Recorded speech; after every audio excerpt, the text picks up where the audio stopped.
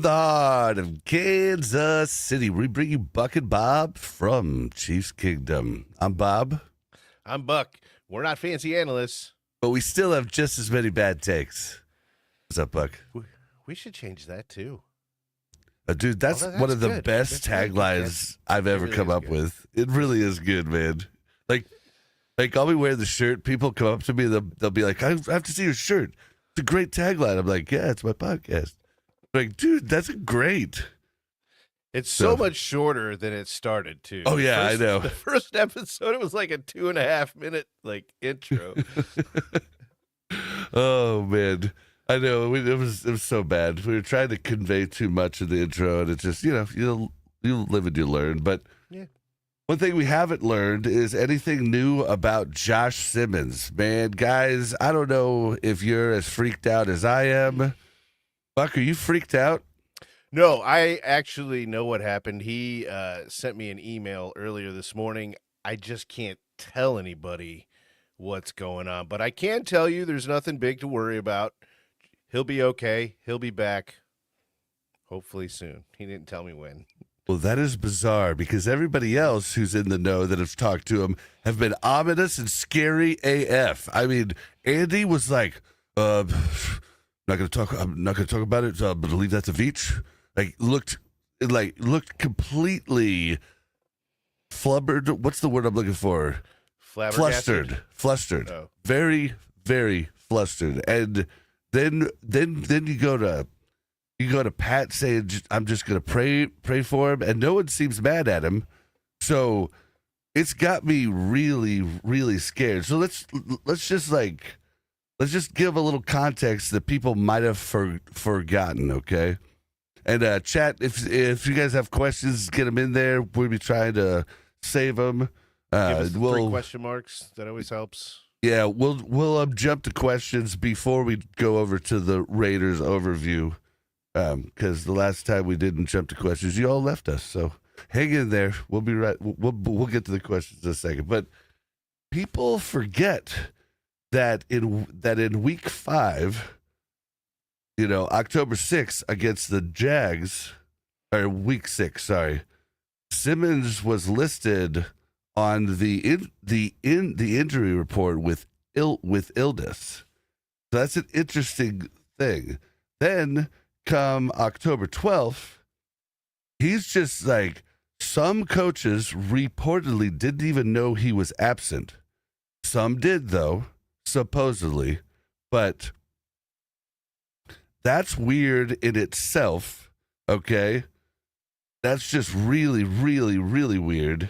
And then, and then it's for personal reasons, but no one will tell us anything. So now everybody's tight-lipped.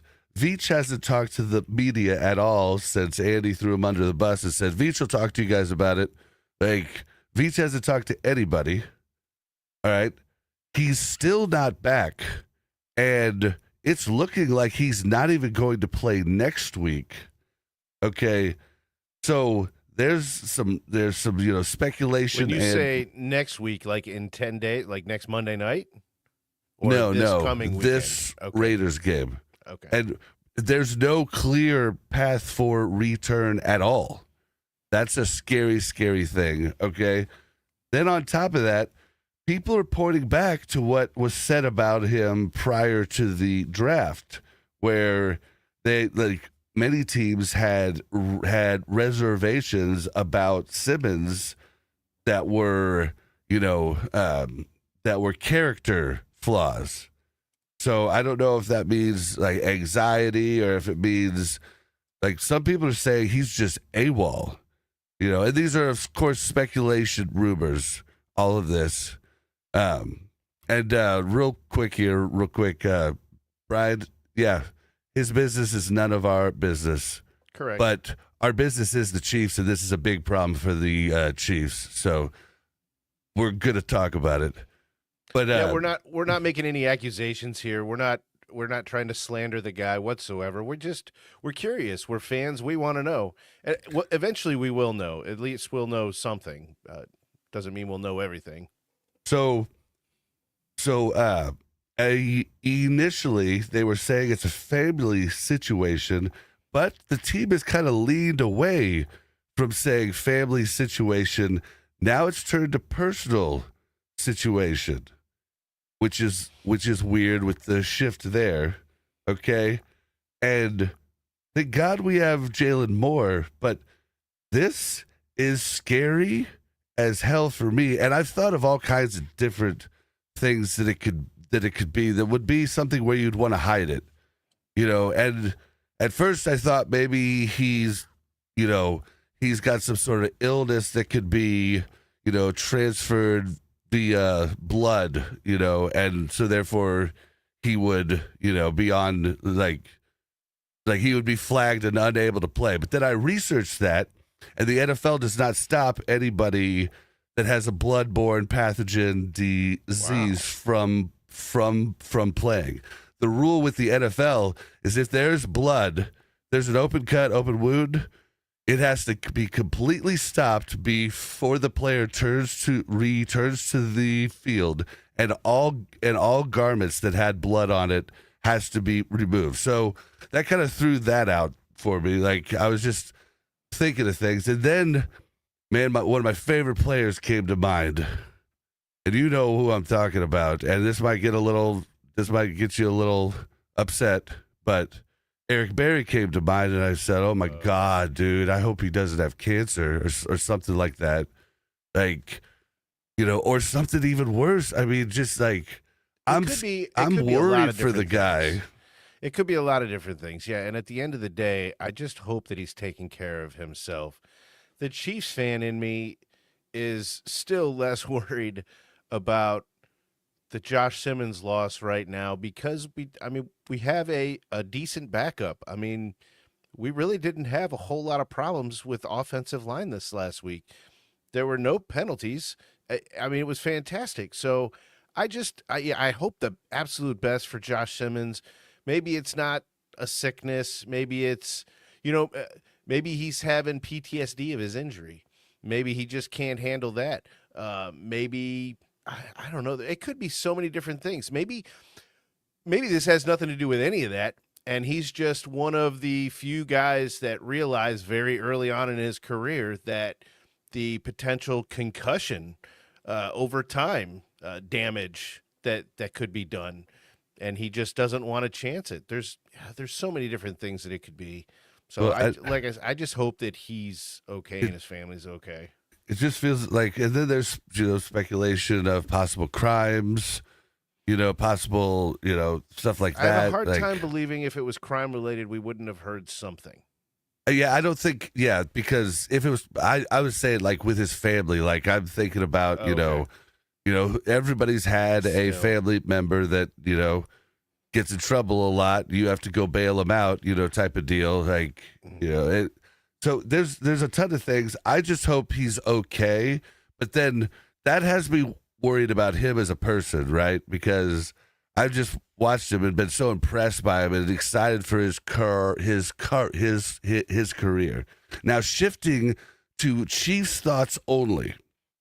So taking the whole emotional thing out of it, I do hope to gosh for human reasons that he is good, that he is, his family's good, that everybody's good. That's what I hope for human things. But talking about the game and the Chiefs, I'm separating that now. So this is a horrible hit to the Chiefs if he does not return. Like if he's like gone, that's a first round pick down the drain, and all those aspirations, all that excitement through training camp and everything of us going, holy crap, we finally found Pat's left tackle for the rest of his career. And that's just that could possibly be down the drain. And it's the curse of the left side of Mahomes. I don't know how to say it, but would that be grounds for a compensatory pick? Ooh, that's a good question. I bet you. Well, it depends. Yeah, I don't know. I feel like it should be, but the compensatory picks usually come when players leave and go to another team, and the compensatory pick is based on the amount of money and salary contract that they sign. So that's how they tell if it's a really good player. Have to be a special circumstance type deal. Yeah. Oh my gosh. But yeah, as a Chiefs fan, I'm just freaking out because he was gonna be so cheap too for the next 4 years, and it's got me. It really has like stuff in my stomach has not been good all day. I expected to hear something by now, and like him deleted his Instagram account right before he like left. And I tried to scrape and find like his last post and what that was, but I couldn't. And here's a hit stick flicker says addiction. He just doesn't. He doesn't spark me as a drug user. You know what though? Painkillers for his knee. I mean that's very recent. It's very possible. Oh, so you think it could be a rehab thing? Potentially. I mean, but he doesn't look dull. Like he'd be like staring off into space. Like he's been so well spoken in interviews and everything Josh else. Simmons that we've seen on the field is the dull version of Josh Simmons, and once he gets over it all and he's himself, he's just gonna be like epic monster. Oh, I'm so worried. Bob and I both have very close stories with addiction with very close people in our lives. Yeah, and it's a tough road, man. You drop everything, yeah, to go take care of it. So, yeah, it definitely affects your life, and it affects how you deal with things. But I'm starting to start it out with a bummer because I'm so. But at least, thank God, we have Jalen Moore, and we're just gonna have to move forward with that. It's really the language that the Chiefs organization is using, and any player who's talked to them, the language that they're using freaks me out. Because if they just said, "Dude, it's no big deal. Just don't worry about it. You'll know more later, and you'll understand." But instead, it's like, "Well, I'm not going to talk about that." No. Andy's eyes get wide as I've ever seen them at the presser. I should have recorded that and stuck it up. Oh, but yeah, it was. All right. Well, on a happier note, HD Chiefs fan, what up, buddy? Thank you very much. Gifted 5 memberships. I just realized too, we need to schedule the next monthly one. We put out an extra one in between, but we need to get the monthly one. My mom has sponsored it again and come up with more Buk and Bob gifts for us to give out. So she's definitely our best sponsor at the moment. Yeah. So thank you, HD Chiefs. She's our biggest billboard at the moment too.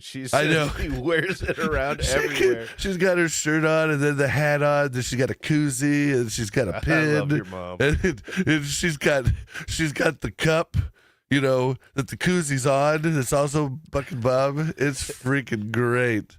Well, what's up, everybody in chat? Sorry, we'll try to catch up with some stuff here. Buck, did you have anything started you wanted to jump into right off the bat? Wow, that threw me. Here, real quickly, yeah. I'll just say this. Oh, Brian says, I was lost in hardcore addiction for 4 years, 7 years clean, never again. I don't see any signs of addiction. Good for you, Brian. Good for you, man. A lot of people don't make it through that. I've got friends that didn't make it through addiction, so that's. Yeah, I knew about that, tough but road. I wasn't going to tell your business on the show, but I appreciate you being able to share that, and we're still rooting for you. Let's make it 8. Oh yeah, 8 years. All right. So what else? What do you got here? What do you want to tackle first?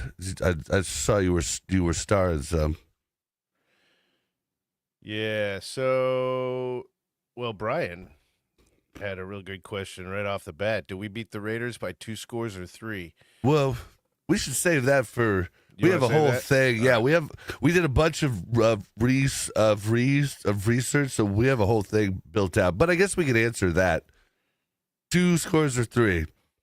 I mean, how often is it that we actually beat somebody by 3 scores? I mean, it's pretty Very rare unlikely. for just Andy Reid in general. He just I have doesn't. some fears about this game. I don't really want to go into my answer on this yet because Okay, we're going to kind of talk about deal. that later. But there is one more Stay addiction. tuned. There is one more addiction note here. Okay, King Jamie said, "I need help with my Twinkie addiction. Getting chunky in the middle might be the beer." it's My definitely the beer. guess, it's probably a mixture of both. Yep.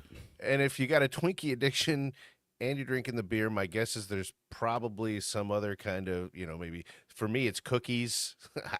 I can't see a cookie and not eat it. I can't buy cookies at the grocery store because I will eat them all. Eat the whole thing. I do too, I dude. love cookies.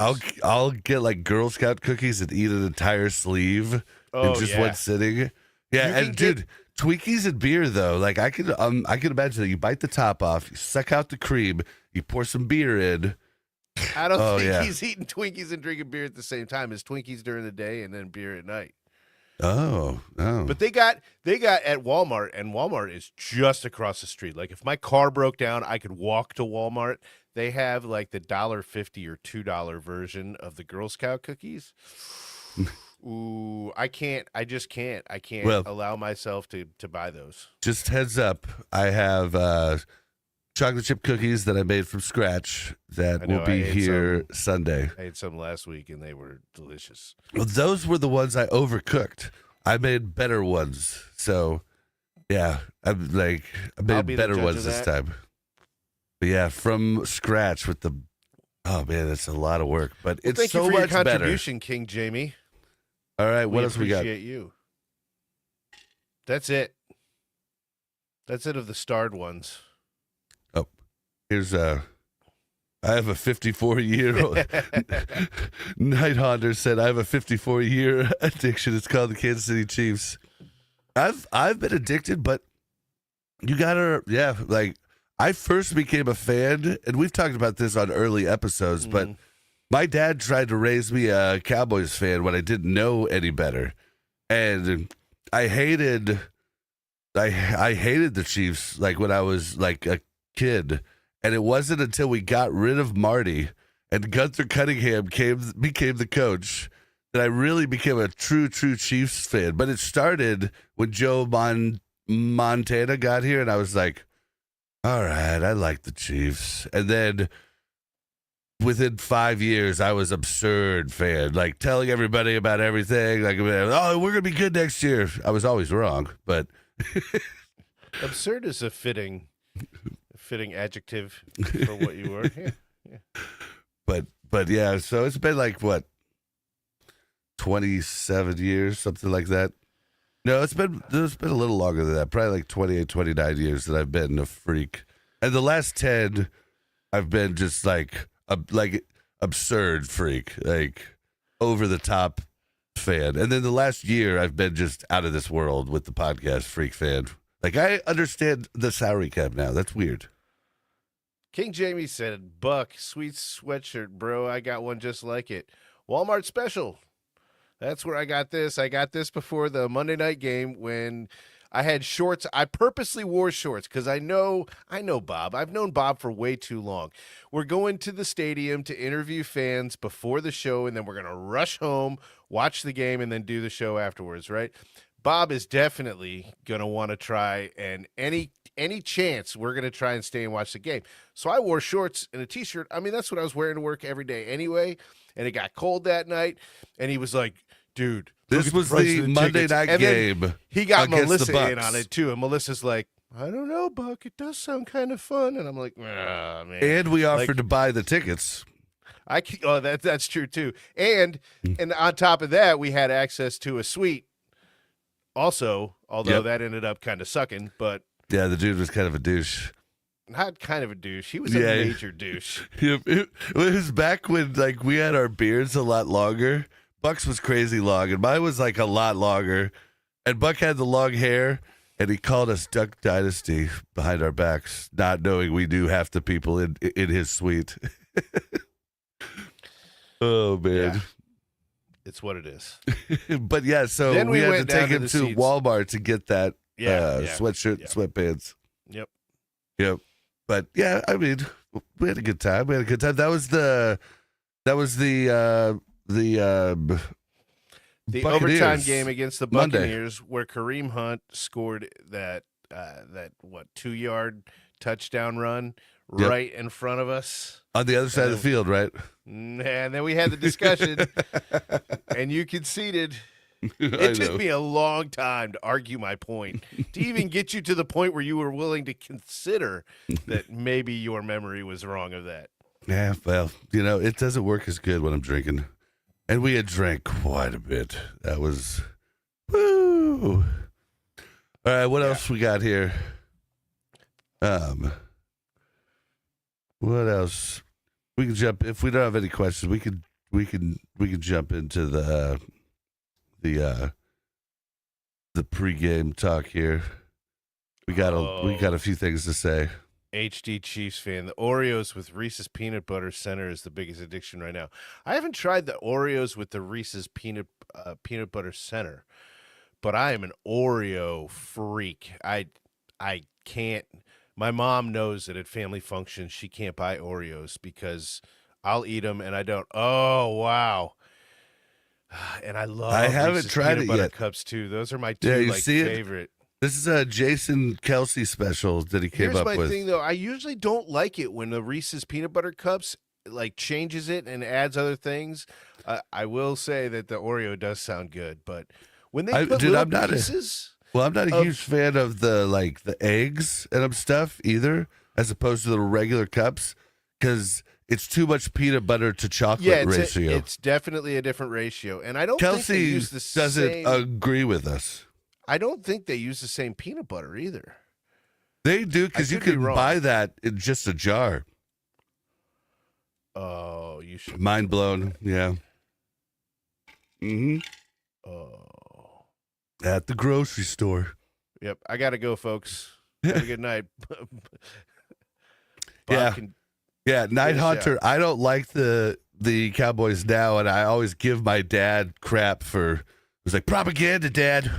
Propaganda. Because my dad was a fan of them growing up before Dork took him over. Jerry Jones. Yeah. So he was a fan back in the Roger Staubach days, before Jerry came over. And he's not even a AM fan now.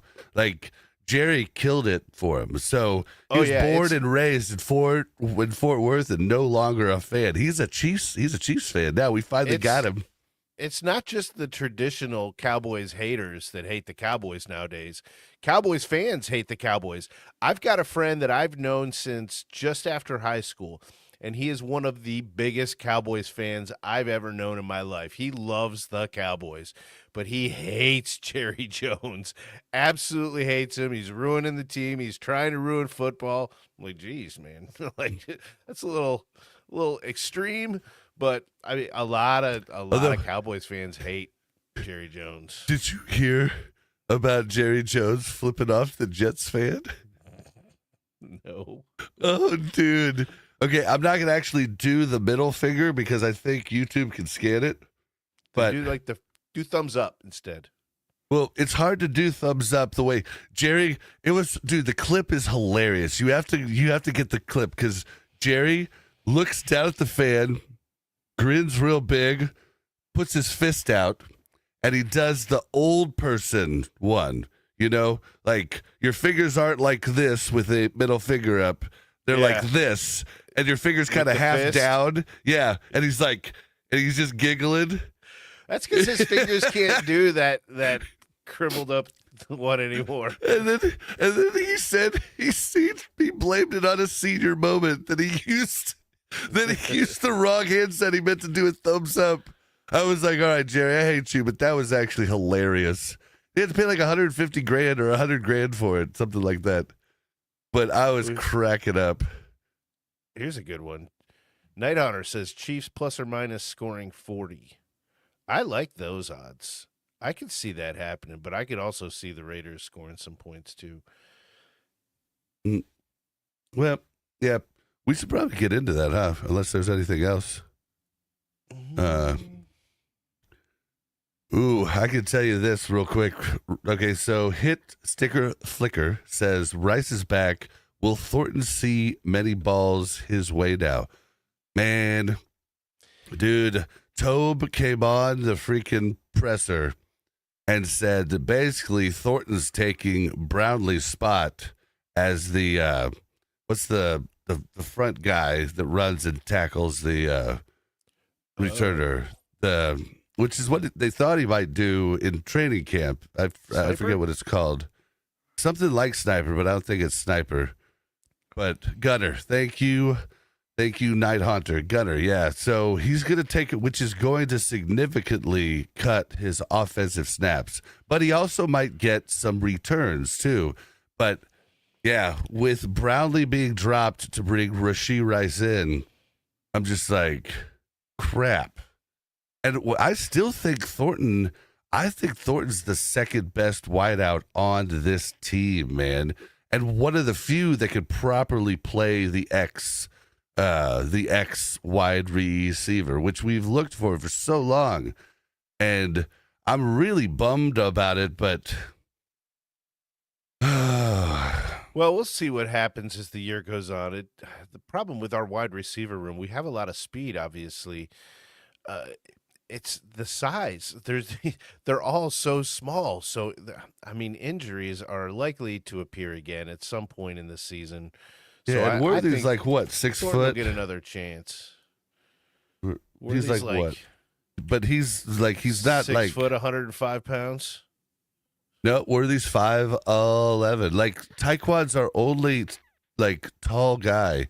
What's Juju's tall though? Juju's tall. But he's slow. Height. Yeah. Okay. Juju's 6'1", right? But he's more like the Rashee Rice, right? Like type. And Rashee, I think, is 6 or 6'1". But him and Rashee Rice and Juju are both like big dudes, like as far as like thick too. So yeah, Rice is also 6'1", but Thornton's 6'3", and his catch radius is so good. And I'm bummed that he's going to get less work because he's on special teams. But we have 7 wide receivers. Some of them have to play, and he's the new guy. Like, you know what I mean? And he's still, I know he's proven it to us, but he's still technically unproven behind Worthy because, Worthy proved himself last year. But honestly, I just don't like the fact that we're not going to get to see him as much. All right, we got the Oreo talk. I like King Jamie's confidence here. He said, Geno going to get picked 3 times and 1 we take to the house. I'd love to see that. I can't remember the last time I saw the Chiefs return a pick for a touchdown. Brian asks, will Remigio take one to the house this week? No. I think there's more of a chance of Brashard Smith taking it to the house since he's had better stats so far over the year. I thought Remigio was going to be the one dropped. Yeah, he hasn't like struggled necessarily, but he hasn't had any good returns in 2 or 3 weeks now. I mean they've been decent like his whole time, but they haven't been flashy. Yeah, whereas like Brashard Smith had a flashy one and just got taken back. Yeah, like Brashard Smith ran it. over halfway down the field, it just got called back because of Jack Cochran. But yeah, I think Smith has a better chance of running one back. But I can understand why they got rid of Brownlee. It's just Brownlee was another type we don't have, a tall guy. And so I was, but I understand Remigio's still done more than Brownlee has, you know what I mean? So, all right, well, let's jump in to our Raiders. Do you want to give us a little quick overview of the Raiders here, Buck? I would love to, Bob. The Las Vegas Raiders hold a 2-4 record, sitting last in the AFC West, but showing signs of life with a recent win over the Titans. Quarterback Geno Smith leads the offense, supported by tight end Brock Bowers, who will not play this Sunday, and wide receiver Jacoby Myers, with running back Ashton Jeanty emerging as a ground game force. Key roster highlights include edge rusher Max Crosby on defense. Injuries have hit hard, particularly at tight end and wide receiver, forcing reliance on depth like Dylan Parham at guard and Jackson Powers Johnson at center. Depth charts insights reveal Geno Smith at quarterback with Jeanty leading the rush and tight end Bowers as the primary pass catcher when healthy. Not this week. The team averages 16.6 points per game offensively, but has shown defensive upside under coordinator Patrick Graham. Yep. And so I wrote this up before we found out that Bowers was going to be for sure out. He was questionable. He wasn't doubtful. He was questionable, right? So one of their strengths. I struggled with strengths. We've got a lot of weaknesses here to talk about, but I struggled with strengths. But one strength I did come up with was Brock Bowers is a key offensive weapon and is a reliable target for Geno Smith. But he significantly boosts the passing game. We saw, but he's been injured since week 5. So 5 and 6, he hasn't been there. Their passing has been atrocious. But he did, in week 1 get 103 yards receiving.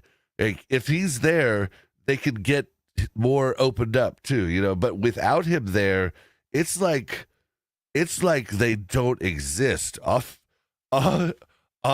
offensively. And I've been watching this team, and I thought the run game would be a lot better than it has been when the season was going to start. But a lot of Raiders insiders have been telling me that what's their offensive coordinator? They've been telling me, my buddies that are super into the Raiders have been telling me that they think it's the offensive coordinator that's a big problem in the Raiders organization. Chip Kelly. Yep. And it seems like he's just not taking advantage of what their team can do, and he's not running as much. But Pete Carroll came on the stand and said that they're trying to change it up. And if you want to go over the next one, they're trying to get the run game going. I mean, if you kind of think of Pete Carroll's time in Seattle, you know that he loves a good, hard running back, right? And so that Pete Carroll wants to commit to the run game with Ashton Jeanty. The problem is you need to use the run game to open up your pass game, and with your top pass receiver, Brock Bowers, who isn't healthy this week, that doesn't really bode well for a struggling Raiders team right now. Now, Pete Carroll only wants to give Ashton Jeanty about 20 carries a game, which really isn't a whole lot if you're building an offense around this guy. Yeah, I thought he would be treating Jeanty. Jeanty was one of the most talked about running back prospects coming out, right? I thought they'd be giving Jeanty 25 carries a game minimum. He's a workhorse back, like Pete had in beast mode. So I don't know it's a different back, that he has different strengths, but I thought they would be building everything around him and play action for Gino. Well, I mean, he is ranked 9th in the league right now with 424 yards of rushing. So it's not like they're not using him. And who knows? Maybe this week we'll see more of that with Brock Bowers definitely not playing. But I like the Chiefs' chances, even though we've struggled defensively against the run. If we know that that's going to be their main, kind of like what we thought San Diego was going to do, and they came out throwing, and it just confused the defense. I think that if the Chiefs know that the Raiders are going to come out running, I think that's a positive thing for the Chiefs defense. Yep. And so they're the Raiders D, right? Okay. Mm-hmm. They really turned a page though in week 6 and looked like almost a different D. They recorded a season high 6 sacks. Okay. Forcing two turnovers on sacks, but 3 overall, and holding the Titans to just 20 points. Now, I know the Titans suck, don't get me wrong, but still, that's a lot of sacks. And so, their D seems to be starting to come together because they're a lot of young talent. That's actually, one of the last, point that I had, if you want to go over that, they actually do have a lot of young talent, more than just I listed, but it's going to be slow to develop all of that. They had a lot of picks this last draft. Yeah, not just Jeanty and Bowers, but they have players like cornerback Caillou Blue Kelly and defensive lineman Jonah Laulu, who are showing promise. They do. Multi-pass. Yeah. Yep. He knows it's a multi-pass. And like you said, I mean, building a young team just takes time. Yeah. So we'll see how that goes. But I mean, for this, it's just looking too good. It's just looking too good. I know, and that's what I want to really hammer home. I hope to God the Chiefs aren't just overlooking it, and I feel that they're not, because this is Raiders week. No matter when the Raiders were good and when we sucked, still close games. When we've been good and the Raiders suck, still close games. When we've both sucked, close games. And I don't think we've ever both been good. I don't think at the same time that I can remember. Maybe back in the Marty days. Yeah, back in those days. But yeah, I mean, it's still a close game, and one of the actual true NFL rivalries. One of the real ones. They hate the Raiders, and the Raiders hate them, and the Raiders. It's real. Yeah, you have to say the Raiders. I mean, when we're talking about the Raiders nowadays, this is how the Raiders should be talking at all times. Until they prove anything, this is how the Raiders talk, and that's just the way it is. I can do that too, but I've got to hit my button 4, 5, 6 times to get it back to normal. I don't want to waste the time. Tom Hood asks, is this game in Kansas City or Vegas? This game is in Kansas City. Kansas City. AC. We just kind of talked about it briefly before we went live, but we're probably going to go out and do some interviews. So anybody that is going to be at the game, you should send us an email or maybe leave a voicemail, 816-866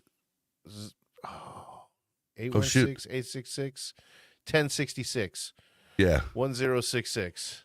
Leave a voicemail, or you can text that number too, and we should meet up. We should just tell us where you'll be. We'll walk in that area. You'll see us walking around with a big camera thing and little camera thing, big microphone thing. Yeah. Well, it's a pretty my gimbal now is that big one. Yeah, but when you say camera and they're thinking about people filming stuff, they're thinking, what they've seen. Movie camera? Cameras. Movie camera or news camera. I mean, those guys have some big cameras. So we have just, little camera. So, but you'll definitely see a camera. You'll see us. We're kind of like Jason Kelsey, a small Japanese fern or whatever instead of a redwood like Travis. What time are we gonna have to? You don't even get that joke, do you? No. You haven't heard the Wood song where she's singing about his redwood? Oh yeah, yep. And and how she opened up his thigh, or how he opened up her thighs. Yeah, it's risque. Your daughter's heard it, I'm sure. That's the sad part. Probably. She went to the opening party. Yeah, it's risque. You should listen to it.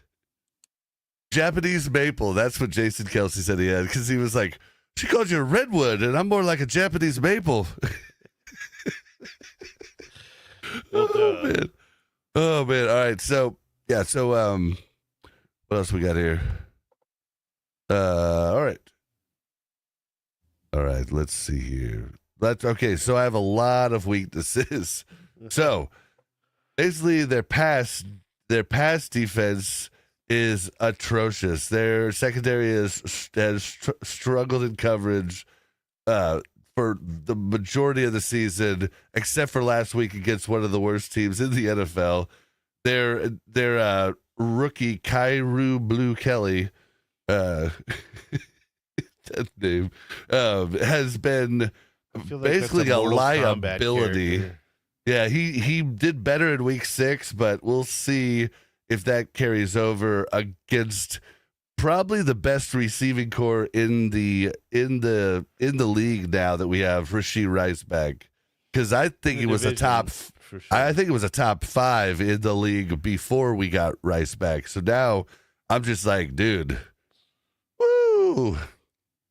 But yeah, so that's really, really, really bad. So yeah, then like it's just literally. I mean, they've allowed everything. Like I can't even go I can't even really. There's no words I can put it into that would sound good, but they're like probably the worst secondary in the NFL right now. Do you want to talk about their offensive line? Because it ain't much better. All right, so week 6, despite the win, the offensive line had a poor outing against the Titans. It allowed quarterback Geno Smith to be sacked twice, with 3 more negated by penalties. So he got hit a lot. They produced a meager 2.1 yards per rush on 32 carries. I would love to see the Chiefs defense do that to the Raiders this week. 2.1. They just, and that was against the Titans. Like, what is going on? Ashton Jeanty, like, what is going on?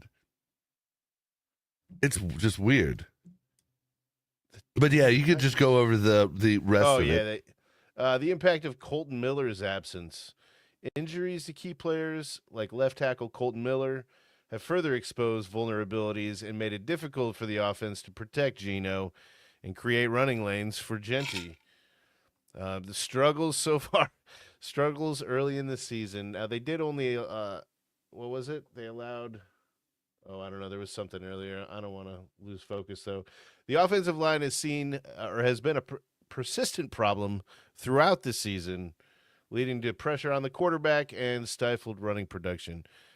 Oh, man, it's just sounding easier and easier. And I'm getting really uncomfortable with this. I know. It's just like, just play him hard, because yeah, go into this like it's a playoff game. Yeah, and they're like, what's their record right now? 2-4. Yeah, so they're basically, they know this is a rebuild year. They have nothing to lose, and they have a Hall of Fame coach. Like, they have nothing to lose. And like, there's rumors that they got trades going out too. So, I mean, they might just be running back to the Kansas City Chiefs. Yeah, right there. I don't think that one's going. They're not letting him go, and they're not letting him go at all. Plus, running backs just don't get a lot. Like, even like, what was Saquon Barkley? traded for? I think he was one of the highest paid running backs in the league when he signed his contract, if not the highest. I know that's why he left the Giants. He wanted to be paid like the highest. I didn't watch the end of the show though to see if he got that. Yeah, I was trying to see what the. Oh, did he even? Oh, dude, they didn't even trade him. He was a free agent. I didn't even realize that. I forgot that. Yeah, Wow. they just let him go. They didn't use their franchise tag on him and just let him go. And the Eagles swooped him up.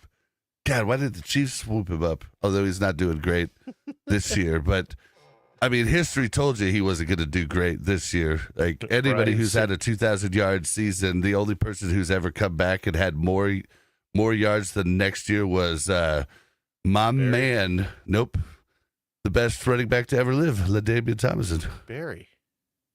Barry was the coolest, flashiest to ever live, but he stopped playing, so he didn't get that. I think he was the best. Brian, So said you Pete want to Carroll's read older this? than Yoda. Yeah. Brian has a question. Does Mahomes crack 500 yards, or do we let Minshew get some licks in? I Mahomes think definitely doesn't crack 500 there's- yards. No, man. I think if he cracks 400, it's going to be a great day for him. Yeah, 3 touchdowns, maybe. Maybe 2 touchdowns in the air, and then he runs one in. 500 is a lofty goal. yep. And The if only they're- unless the Raiders are just lighting it up on offense and it has to be a shootout, but I don't see that happening. Yep, the only game we had a chance, like, to for Mahomes to have 500 yards was last week against the Lions, and the Lions' offense didn't come to play. So, yeah, the only way Mahomes gets those types of numbers is if it's a shootout. So if you bring Peyton Manning out of retirement, maybe. But yeah, it's not going to happen against the other opponents that we play. It's not going to happen. So yeah, if it does get up to there, then yes, I believe you're right, Brian, and Minshew has the yards, but maybe 500 yards between the two of them. That could happen. This is a chance for Minshew to, I don't think Andy's going to let Minshew throw a whole lot, though. I think if Minshew comes in, we're going to see a whole lot of Hunt and Pacheco and maybe some Brashard. Maybe we'll see a little bit more running from Brashard, if that happens. which. All right. Well, so my last big weakness that I found was, dude, their turnover rate is We need turnovers. unreal. Geno Smith has struggled hard this season. He's thrown 10 interceptions through the first 6 games, many of which have been basically described by many people, including PFF, as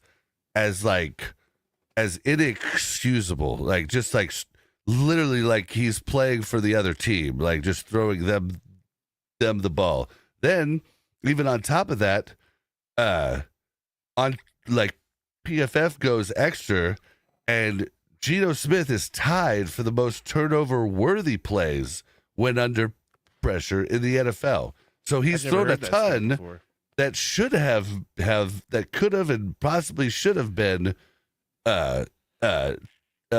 turnovers, and his decision making when under the pass rush is absurdly bad. And Okay, so that's which we the kind key. of knew. That's why I thought they were going to really push Ashton Jeanty so we could do play action. But yeah, that is the key. We need to get pressure, big pressure. Which Kansas City's defense has tended to lack. Hold on, HD. We're going to get there, buddy. All right. So do you want to go over key matchups to watch next? Wait, we talked about this just 10 minutes ago.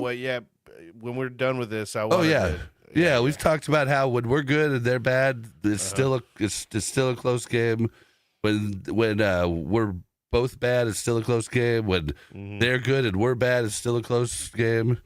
Like, yeah, we talked about that, or at least I ranted about it for at least a couple of minutes. Yeah, I was going to wait until earlier, kind of, because it's everything that we talk about, every note that you've come up with makes it seem easier and easier. And this just, to me, this is really sounding like a trap game. I mean, HD's right. Division games are almost never a blowout. And I could absolutely see, we saw it with Jacksonville Jaguars. After we beat Baltimore, Worthy came back and lit it up. We were not worried about Jacksonville at all. And I don't think the Chiefs were all that worried about Jacksonville at all. And we went out and we were stale and lost that game. We put an L up. We all know what happened with Detroit. And so now we're starting to feel good. We're getting Rashee Rice back. I mean, we're putting Thornton on special teams, and this guy's a fantastic receiver. It's almost like an embarrassment of riches at the wide receiver spot, right? I mean, everything is pointing towards the Chiefs embarrassing the Raiders on Sunday afternoon. Even the time slot would suggest that this is going to be a boring game, because this is where, they put the crap games. They want the afternoon and the evening games and the Monday night games and the Thursday night games to be highlights of good teams and good games. And they don't expect that here. I could see the Chiefs losing this game. Well, I don't think that's going to happen. I'm not saying the Chiefs will, but I can see the Chiefs completely overlooking this team. I'm still scared, but I can't see it actually happening. But it's basically, I would call it a what's the fear of crashing in a plane? It's a unreasonable fear. No, it's an irrational fear. Yeah. Losing this game is an irrational fear for me, but it is still a fear. But I'm like that with every game, though. So I always am so scared. And we need to be like a few scores up in the fourth, or else I'm just not feeling comfy. But yeah, so some of the key matchups to watch. Do you want to start this first one? The Chiefs' defensive line versus the Raiders' offensive line. It's a major area of concern for the Raiders right now. The offensive line has struggled with both pass protection and run blocking this season. Chris Jones is one of the league's most disruptive defensive linemen. Combined with the rest of the Chiefs' defensive front, they could certainly exploit the Raiders' struggling line. Put pressure on Geno, disrupt their game, cause turnovers. Yep. Yeah, I mean, we're gonna, dude, if our front four can't get pressure, I'm gonna be upset. But we could definitely blitz. We could definitely blitz and still be fine, right? But then, another matchup to watch is Rashee Rice coming back versus this Raiders horrible secondary. Rashee Rice is returning from suspension, but it's not like he's returning from being hurt. So Rashee Rice coming in, and him and Xavier Worthy and Hollywood Brown finally all on the field together. I don't know what's going to happen. And there was a question in chat, where does Rashee pop in and who loses snaps?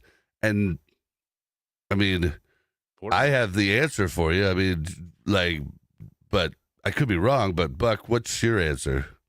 Well, it's going to be Thornton and I think Kelsey. No, it's going to be Juju. Oh yeah. But I don't think Juju was part of the strategy. I think when Juju's getting his catches, it's more of, the first, second, and third option for Mahomes is just covered, and he sees Juju right there in his emergency drop off, and Juju gets a few catches. So I don't think. Maybe I'm wrong. Agree with that. But that's how I feel. Okay, and so Juju works the slot, and that's where Rashee was killing it last year before he got injured. And they're both the same size. They're both big bodies. Rice is an incredible blocker downfield for the run too. Gets after it. So I think Juju is going to be the one. And Juju's the one we picked up when oh no, we did pick him up when Hollywood got hurt, but he basically took over Rashee Rice's duties when Rashee got hurt. So I think Juju gets less snaps, but it's very possible Andy just slowly works Rashee in. But Rashee's not going to be going downfield like Brown and Worthy and Thornton. He's a yakety yak, Rice is back type of guy. No, but let's not forget that Rice was starting off last year looking like he was going to be the cornerstone of this offense. Yeah. So you they could be had a slot receiver, be the cornerstone of an offense. Yeah, but so what we're talking about now is they've got a whole list of plays that were designed for him that we really haven't been able to see that they're going to be able to throw in the mix. So there's going to be a lot more options. I'm upset with you not getting my extremely witty little thing there. Oh, sorry. Yakety yak, Rice is back. Yeah, it was a play on the song Yakety Yak, Don't Talk Back. Yep, but why did I say yakety yak? What is yak? Yards after catch, motherfucker. What the hell, dude? Okay. Yeah, it was good. It was good, and you just missed it. I did. That's what Rice is amazing at. Rice is going to be like Juju with the catches, but with a lot more yak. His yak is unbelievable. Yards after catch for anybody that doesn't know what yak is. Night Hunter, was that a football joke? Yes, it was. That was a joke, I say, son. That was a joke, I say. Mm-hmm. The old guys in the chat will get that reference that I just did. That was Foghorn Leghorn. You got it. Nice, nice. Yeah. Well, you're older than me. I'm one of the old guys in chat. Yeah. All right, so yeah, I think Juju's still going to get play time. I don't think they're going to forget about him, but I think it's going to be hard to justify taking Brown and Worthy off of the field with their recent production. And absolutely. Already, now you add Rashee, that's already 3 wide. So you're most likely going to be in 11 personnel all of the time with 1 tight end, single back, 3 wide out. So that's going to be our main, it's going to be our main set, I think, with these 3. And, I hope just Taekwon gets in there and gets to eat too, because Rashee Rice came up with everybody got to eat, EGE. So let's let Taekwon eat still, because he's Speaking definitely of wide good. receivers coming up with different things. What the hell is this? Yeah. Anybody know what that is? All the Chiefs wide receivers do it. We've seen Kelsey do it a few times. I think it was kind of like in honor of the wide receivers. I don't know, man, but it's got to be something. I should text Joe and ask him. I was going to text him today because he had a really good presser. I was going to be like, good presser, dude. Okay, Night Hunter said it's voodoo. Is that just your interpretation of what it is, or do you actually know this? Yeah, I feel like it's... I feel like it's something Rashee did, and they're doing it out of respect for him. Out of respect, kind of in his honor.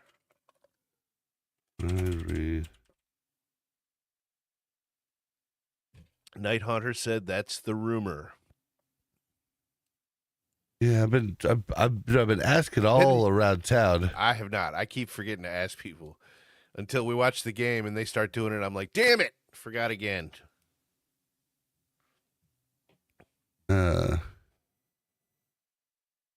With their hands up in the, I don't even know how to describe it. And the Chiefs wide receivers waving, popular celebration after a catch. Nope, this is not getting me anywhere. Yeah, it's gonna have to be. Maybe we can ask AI later and upload a video to show it what we need. Why Patrick Mahomes wiggles his fingers. Yeah, when he does this, Yeah, zone. they're in trouble. Zone. They're in trouble. Yeah, it's Is that what that means? That's that's what the quick search says, but I'm not sure.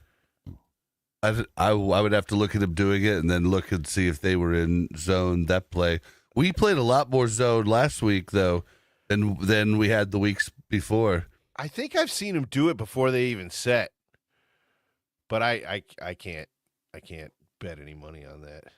He might know they're in zone before they even set. Possibly. Yep, I can't figure it out, but yeah, spirit fingers. Brian, those are not spirit fingers.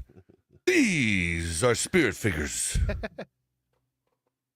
Sorry, that was we got that movie when we were young and we were going to make fun of it. And by the end of it, we were like, this is a fantastic movie. What movie are you talking about? Bring it on. Those are not spirit fingers. These are spirit fingers. It's a freaking amazing movie. It's so good. I don't think I ever saw that. Oh, dude, you missed out. Kirsten Dunst. We literally rented it to like smoke was that and joke and make fun of it. And we're like halfway through and we're like, this is a fantastic movie. This is hilarious. That's the one where she's a cheerleader. But it's not like a Naked Gun type making fun of the cheerleader. No. spoofs. It's an actual But cheerleader. you probably saw the spoof, Not Another Teenage Movie, where she goes, bring it on. And she goes, oh, it's already been brought in. It's already been brought in. Yeah. Yep, that's from Not Another Teenage Movie, making fun of the, yeah. Dude, Bring It On, if you've never seen it, it probably still holds up as hilarious. I mean, they definitely make fun of themselves. Like, that is the premise of the movie. It is definitely a laugh out loud comedy. Like, but it's not a spoof. It was spoofed later. But yeah, it was hilarious, man. All right, so what else we got here? So the next one, this one's actually a little bit scary. Max Crosby versus the Chiefs offensive tackle, potentially most likely without Simmons at this point. This could be a game changer right here. If he gets through that line, he can disrupt Mahomes, make him throw quicker than he really wants to. They won't be able to set up some of the longer plays. Max Crosby can really cause some damage. So if he gets going and he gets hot, it could be a long day for the offensive line. Yeah, Max is a disruptor. Yeah, he's a badass. Like, I hate to say it because I don't like him, but I think I'm on this team. Though. I think I'm starting to turn around and agree with you that I don't like him because he's a Raider. I think it could be because every part of his body has a tattoo on it, and I'm just like, it's too much, bro. It's too much. It's too much. I don't think so. I think he looks like a badass. If I saw him in a bar, I'd want to go have a drink with the guy. I would steer clear. I would definitely steer clear. Just because he looks scary? Yeah. I mean, I think I'm the same height as him, but and his name is spelled with 2 X's. That's just badass. It's not Max, it's Max. Nope, he's 6'5". He would be like 2.5 inches taller than me, just looking down at me like Damien's. Yeah, that's Damien's height. He's a redhead, man. He doesn't have a soul. Like, yeah. So like, I'm telling you, man, care. he's a very scary individual. And that's literally the only thing I'm scared about. It's just like, but it seems like he likes Mahomes, so I don't think he's going to try to hurt him. Like, but he's definitely the scary part of the Raiders. Doesn't seem concerned at all. He said, "We'll contain Crosby. Just don't have Gray try and block him alone." LOL. Yeah, I don't think they're gonna have Noah Gray trying to go one-on-one with Crosby. Yeah, that was a mismatch and just a bad play call when that happened. Like, that was never supposed to happen, and that was a good play call on the Lions' behalf and a bad play call on ours on our setup. Oh, that's an interesting. That is a really good question. Who's better, Max Crosby or Aiden Hutchinson? Thank you, Gary M, for the question. Now, what's awesome is it's one of the first times that basically we've been asked this about somebody like edge rushers that play the same the same D, right? Because normally people ask us about like a 3-4 edge rusher linebacker and compare it to a 4-3 defensive end edge rusher. Well, the beauty of this is that both of them are 4-3 defensive end edge rushers, and so we can compare them accurately. So I love that. So what do you think, Buck? Who do you think's better? I'm going to go by, okay, so what I've seen on the field, I've just seen it from Max Crosby for a lot longer than I've seen it from Aiden Hutchinson. That, and so there was an interview, I don't know if they showed it before the game, probably before the game last week, but it might have been at halftime with Aiden Hutchinson, and he wasn't well spoken, which to me means he isn't as, I don't want to say smart, but he just doesn't seem as smart. And Max Crosby is a witty guy. He always seems to know what to say, and he always knows where to be on the field. I just feel like Max Crosby scares me more than Aiden Hutchinson. But, it's just because just to make that judgment based on an interview I saw is very narrow-minded, though, because just because the guy's not well-spoken doesn't mean he's not smart. He just didn't sound smart in that interview. It oftentimes will mean that they're not smart. Because yes, I mean, it definitely means they're not educated. It's why, like, when I look at draft picks, I literally pay real attention to the way they speak, because that is a direct comparison to intelligence. That's how you guys know I'm an idiot, because I stutter. You know what I mean? That's a direct comparison. People who stutter are dumb, and you guys should just know this. Yeah, but he's there's so many people that when they interview, I'm like, oh man, they shouldn't have had you interview. Not Chris Jones, though. Chris Jones is such a good interview. Like, they have him do it all the time, and he always is cracking the pressers up. He's got such a great dry humor. But that's a side note. So I did pull up their stats here. Hold on. I'm still answering the question. Oh, sorry. I thought you were going on. My bad. Yeah, no. You answer the question. So, Aiden Hutchinson, if he had kept on his trajectory, I think maybe, but he spent last year injured for a long bit, but he was on a tear before he got injured, but he got injured pretty early.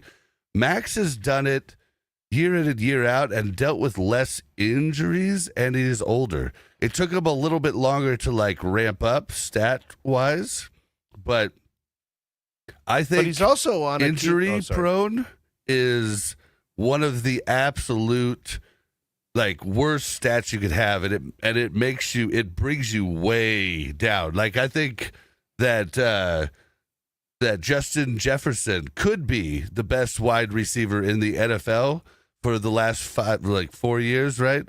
But I think he's probably the 10th or 12th because he gets injured constantly, and that is a stat we have to take into account.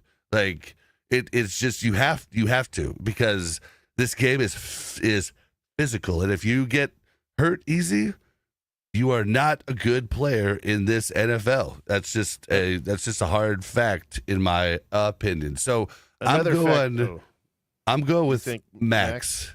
Definitely Max. Another thing to take into account when you're talking about these two guys is we're talking about two very different defenses here. The Detroit Lions are a Super Bowl caliber team, and the Raiders just aren't.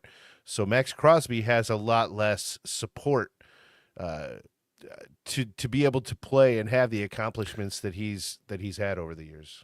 But I will say, both of them have not had a bunch of help from their line. When we were talking about the Lions prior to playing them, I was like, dude, it's Aiden Hutchinson, and there's really nothing else. So, I mean, they are kind of similar in that sense. The Lions O is amazing, but like their D has definitely suffered. We don't know how good their D could have been because they've just been riddled with injuries the last 2 years. So, but yeah, sorry. Go ahead and yeah, HD. Thank you very much. Another 5 podcast memberships. He was trying to get Brian membership. It's such a bummer. Here, let's see if I can. Do I have any more now that I can give out? Come on, Brian. Come on. Do I have any more that I can give out here? All right, what do we got here? I know, poor Brian.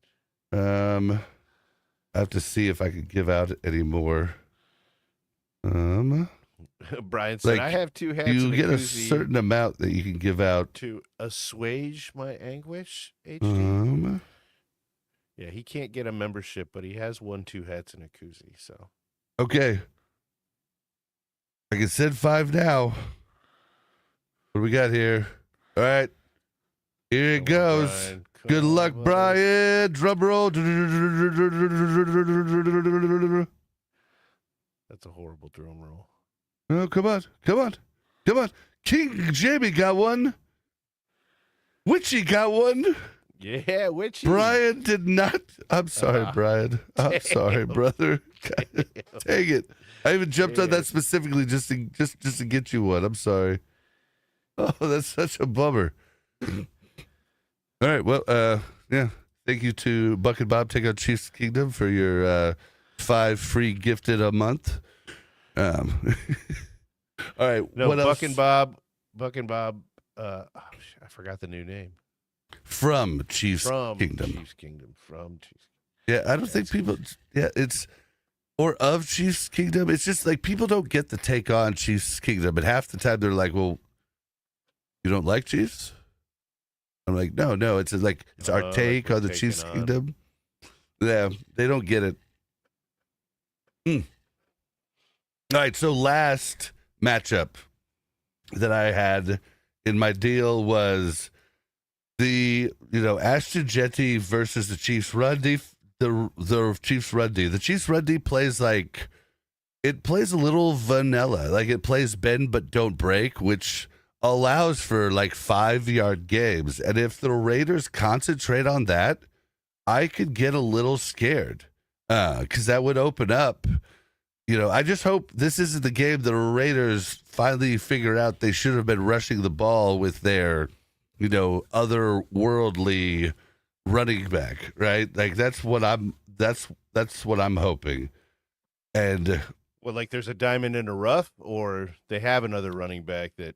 No, just they'll finally start to act to like use Ashton Jeanty the way he should be. Like Ashton Jeanty should be running between the guard and the tackle, or on the outside of the tackle if you want him to have success.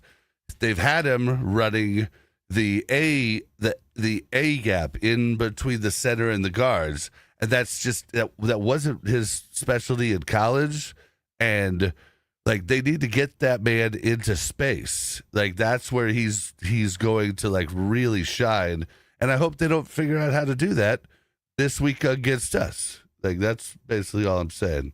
Do you think that they've been doing that because that's the lesser of 2 evils on the line, meaning that their center and their guards being their main gap makers aren't going to be as or are going to be more reliable than the tackle guard combo on either side? Does that even make sense? Say it one more time. I kind of missed. So when you're saying that he would be better suited to go between the tackles and guards rather than go in that A gap between the center and the guards, right? Yeah. So do you think that they're like doing B that gap because or outside gap? Yeah. Right. Do you think that that's because their center and 2 guards are just opening better holes than either their guards and tackles on either side would be able to do? Because it's a strength of the center, maybe. I'm guessing, like I just don't know enough about Chip Kelly, but I'm guessing Chip Kelly is just setting his ways. Like we've talked about this with the Chiefs last year. Like if Eric Bieniemy was here, I felt like he would have gotten he would have drawn up a lot more short pass, quick slant pass plays, whereas we were still drawing up the 7-step drops, for game plans when we had a freaking guard playing left tackle. You know what I mean? Like, so I'm thinking it's just bad play calling for what they're good at, is what I'm thinking it is. But it's still speculation, because I just don't. I mean, we'll just be honest with you, like where ESPN's not. We study the shit out of the Chiefs, and we study people we're going to play each week as they come up, and it's a lot to study. Like, it's impossible. That's why I go and seek out other channels like ours for them, and I listen to podcasts that they have, and listen to what the fan polls actually says, because honestly, it's better than listening to ESPN. Like, we're just so lucky that we have First Things First. It's not lucky for our channel, but First Things First actually knows Chiefs, with Nick Wright. Right, yeah. None of the other channels do. I mean, even Shady, like McCoy, his stuff is pretty weak. Like, he's not keeping up. Like, Chase Daniels does keep up pretty good, though. He's a pretty good watch. But yeah. Hell Chief has a good question here. How many good running backs have we contained the last couple of seasons? Why are we suddenly worried about a rookie? My answer to this is I'm not necessarily worried about Ashton Jeanty. I just think that for the Raiders going into this week, he's the biggest piece of pie that we need to contain. If we can contain him, I think the game is already decided. But I mean, he's the one big glaring point that we can talk about that they have going for him right now. So that's why we're worried about Jeanty. Yeah, and we're just pointing out the different things. We're not specifically. I was just trying to find matchups to look at to talk about. I ain't worried. Like, dude, if you look at it for the last 2 years, we have shut down every good running back. You look at last year, guys that were just breaking off 120 against other teams, and they come to us and they break off 30. Like, we have done. It's weird too, because if you look at the season stats, we give up a ton of yards to running backs, but we don't give up a ton of yards to awesome running backs, which is so funny. If you look back at it, we give them up when, like, basically it's Spag's way. He takes away what the team's best at. So if the team's best at receiving, you're going to see a lot of rushing yards, because they're not going to focus on that. And that's what's weird about looking at Spag's stats on paper, because it doesn't tell the whole story. And it's bizarre that we have hardly any front four pressure without blitzing. But we're one of the best defenses in the NFL right now against good teams. It's uncanny. It doesn't make sense, but hey, in Spags we trust. But yeah, I'm not worried myself. Brian reminds us all to hit that like button. Thanks, Brian. Share this out. Tell your buds. We've hit a wall, guys. So All Chiefed Up talked about this, how a couple years ago when they first started, all of a sudden the season started and it felt like they were shadow banned. Well, that's happened to us. The season started and our views on our short videos and stuff just literally went from doing pretty good and growing to blah.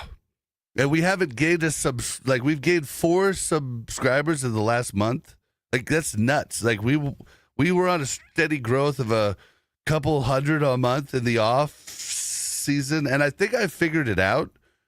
I think it's because in the off season, we're one of the fewer people doing content about the Chiefs year round. But now all the other assholes are getting into it, ESPN, everybody else, and people are deciding to watch them instead of us. We were second fiddle, even though I called so many things that have happened. No one called Joe Tooney being released. I did. The night before it happened. Traded. Yeah, well, I just said he's not going to be on the team because it doesn't make sense cap-wise. And then they traded him. Everybody's like, what? And I'm like, dude, the writing was on the wall. So I don't get it, but it sucks. So like any help you guys can give us, share us out. Like with the influx of Chiefs crap and then all the freaking AI bull crap, we're just left in the dust as a smaller channel, and there's nothing we can do about it. Like YouTube, for sure gives the bigger channels just more, and it makes sense. They make them more money. It is what it is, which sucks. But yeah, help us out.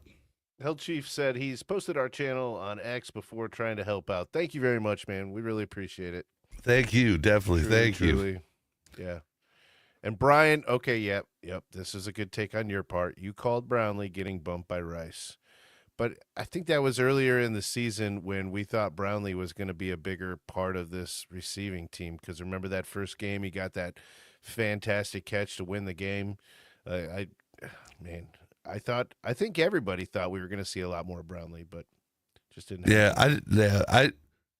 I mean, I thought Brownlee was definitely one that could, but I thought Nico could have been one too, just because of the fact we just don't have a lot of tall guys. But Brian knew better. I should have known. Tobe loves him a little Nico, So, just the last thing I had in my notes that I wrote up was, so in Vegas, like the spreads are ranging anywhere from 11.5 to 12 points. That's the Chiefs beating the Raiders by like 12 points. Like that's a huge bump. And I've been watching the Vegas odds, and the Vegas odds are pretty dang good. And I realized why they're better than ESPN and all the other guys. All the other guys, like ESPN and these sports networks used to have integrity, but they don't now. They're literally going for clicks. That's why half of them were supporting the refs are on the Chiefs' side. Complete bogus, like absurd, and you have to have an IQ of 90 or below to believe storyline about the refs helping the Chiefs in a multi-billion-dollar industry where gambling's involved. Like, it's absurd. And these idiots are coming out going, yeah, they're definitely helping them. Now, you can come out and say, oh, they screwed up here. They screwed up here. That's fine to talk about. But to actually say they're in cahoots, it's absurd. And I could definitely see a single player be in cahoots with someone to try to win a bet. Like, I could see that. But a whole conspiracy, you guys are morons. And these big people did it. Lots of them have lost their jobs at this point. ESPN has been cleaning house. But the guys in Vegas that set these odds, that's their job. Like, they're going to get fired if they don't hit it right. So I've become a lot more like, even though I don't gamble, I've become a lot more cognizant of Vegas and what they're saying about games, because it is highly accurate a lot of times. Yeah. So, with that being said, my prediction time is 31-20 Chiefs. Oh, that's eerily similar. So, I believe it's going to be 30-14 Chiefs, even though I think the Raiders do have a chance to win this game. But I think, and that I can actually specify where my 30 comes from. So, we're going to get 4 touchdowns. We're going to have a field goal, and Butker's going to miss a point after. All right. That's not a big prediction nowadays. Butker missing something. Hell Chief said, "You mean like the Lions fans and their team are believing it? I've been clowning them on X for days now." Yeah, they're just... Hell Chief, are you the one that?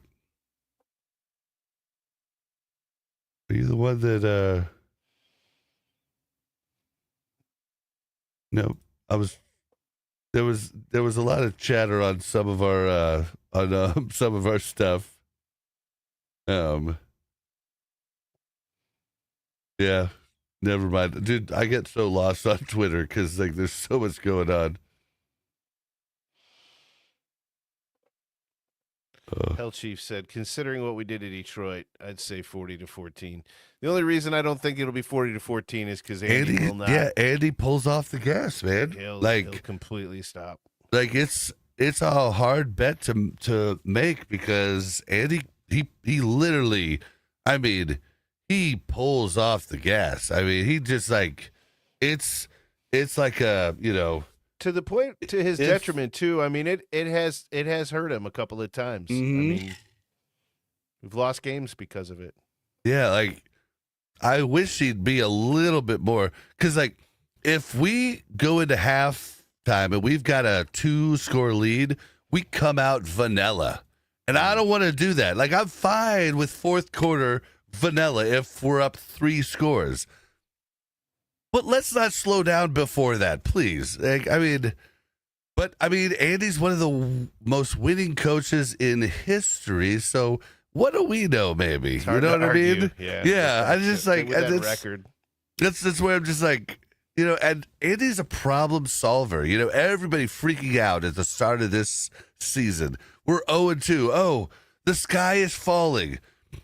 Guys, remember we were 3-4, and Andy took us to the we did get beat by the Bengals, but Andy took us to the freaking AFC Championship, and it's just Andy solves problems. That's what's so good, and Andy, he builds a great nucleus and base that helps us get out of these ruts and these problems, and they don't bring in crappy people. That's why, you know. That's another reason why the Lions have been successful in coming out, because they do the same. I was interested to see, you saw Branch got suspended for a game, and he had the audacity to appeal it. Oh, you piece of human garbage! Like. But Dan was the man, and Dan said it like it is, and he was awesome. It is presser, but Branch, dude, bro, you literally, boy who called wolf, you're literally a registered NFL asshole. Like, we have the receipts. Like, well, so you don't know how many times he's been suspended or fined? Oh yeah, he has a rap sheet about yay long. Like he's literally a documented idiot. Like, and then he comes out and appeals. Ugh, makes me mad. We've got some clarification on the Chiefs wide receivers, their hand signal thing. He says, HD Chiefs fan says he's been informed that the hand motion is part of a hip hop dance. I'll have to try and make my 16-year-old boy cringe by doing that. See if I'm gonna have to. I'm gonna have to figure this out, because I mean, it kind of masks a little bit. A lot of those guys do popular dancing, like, yeah, I know, but HD is like, get off my lawn. You know, like, how do you know? He didn't say he informed himself. He was informed. I bet he knows some younger people in his life. Was it your son? Could be a niece or nephew. Yeah. Grandchild? They're doing the dance. Stanley's got a good question. Are there any odds on the Raiders paying Minshew to come kneel it out? Please let that happen for the rivalry. Minshew kneeling it out to win the game at the end against the Raiders. Oh, wow. Cool. That would be cool. Yeah. I mean, it'd be cool if Minshew aired it out. Yeah, if Minshew got a passing touchdown. He's like, Andy told me to deal it, but I was like, oh, yeah. whiskey Nope. tango time, baby. Yep. Not on my watch. He's like,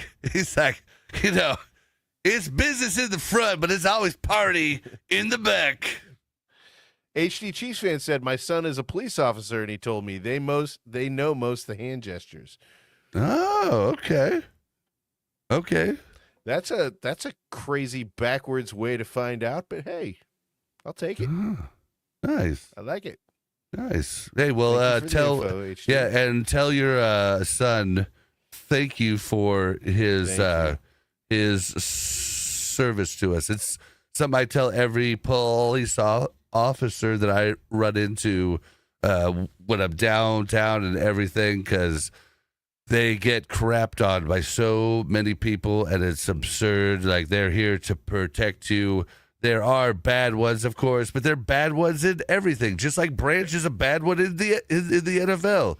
Like, don't judge them all by that. And yeah, thank them, because if they weren't here, life would be a lot scarier. So Also, HD, thank you for them. HD, because I think it's not just the people that serve. I think it's the families too, because you got to live with that fear every single day when he goes out to work. So, thank you for. Yep, it is a thankless job where people call you horrible names, and yeah, we're not going to get onto that talk though. What else you got, Buck? I've got a whole bunch of. Good night, sweetheart. Well,